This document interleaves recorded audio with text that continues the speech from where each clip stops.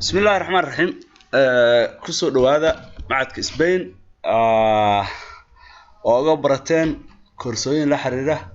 waxyaalaha professionalska ah sida accountingka maamulka economicska iyo waxyaalaha la xiriira maanta insha Allah waxaan ku jirnaa buugeeni fahanka maamulka iyo maareynta ganacsiga ayaan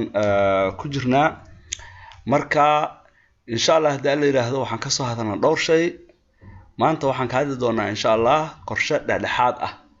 qorshaha waxaan u qaybinay ilaa 4 nooc sida aad la socotaan oo casharadeenii hore aad ku soo dhageysateen maanta waxa waaye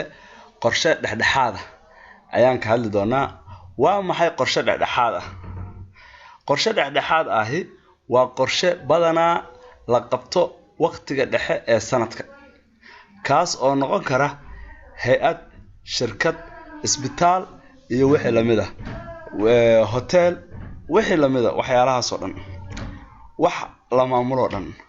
waana qorshe badanaa muhiim u ah shirkadaha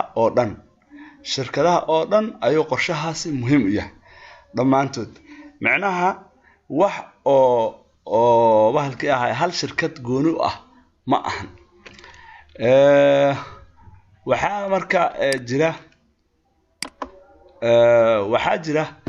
sanadka waxaa loo qaybiyaa 4 sida ogsoontihiin sanad kasta waxaa loo qaybinaa 4 yaa loo qaybiyaa 3 bilood hore 3 ku xigto iyo 3 kale iyo 3 kale badanaa shirkadaha qaar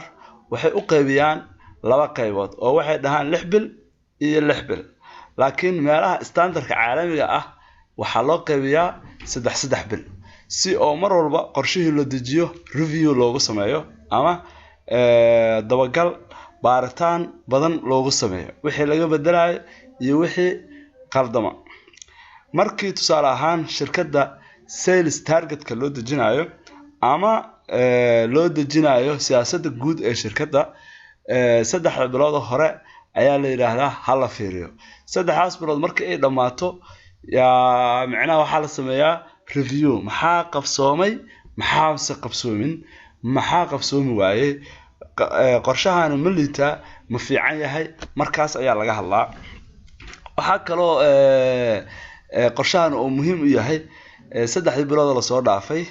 ama 6 bilood la soo dhaafay hadba shirkadaadu si u qaadato waqtiga qarashaadka iyo kheyraadka shirkadda sidee loo isticmaalay iyo horumarinta shaqaalaha ee sanadkaas shaqaalaha tababar ma la siiyay ku filan tababarkii la siiyay maxuu ka qabtay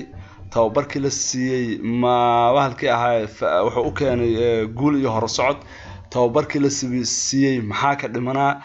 kheyraadka shirkadda see looga faa'iideystay guryaha shirkadda ay leedahay see looga faa'iideystay shaqaalaha shirkadda ay leedahay see looga faa'iideystay waxyaalahaas oo dhan ayuu ka hadlayaa qorshahan oo muhiim ah maxaa looga baahan yahay marka qorshahan maxaa looga baahan yahay marka la dejinayo maxaa loo baahan yahay qorshahan marka la dejinayo waxa qorshe oo aad iyo aad muhiim u ah qorshaha dhexdhexaadka oo muhiim waa in aad wax badan ka ogtahay qorshihii hore loo soo dejiyo horta sida oo noqday waa in wax ka ogtahay qorshihii la soo dejiyay qorshahaas la dejiyay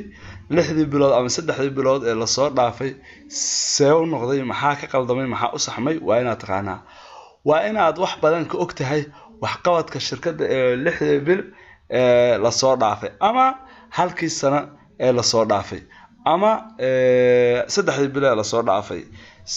macnaha mar walba sidii targetka adiga u degsato waa inaad wax badan ka ogtahay wax qabadka shaqaalaha waa inaad mar walba wax badan ka ogtahay wax qabadka shaqaalaha shaqaaluhu ma guuleysteen ma guul dareysteen waa inaad wax badan ka ogtahay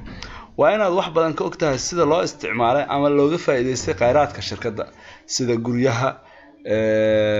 shaqaalaha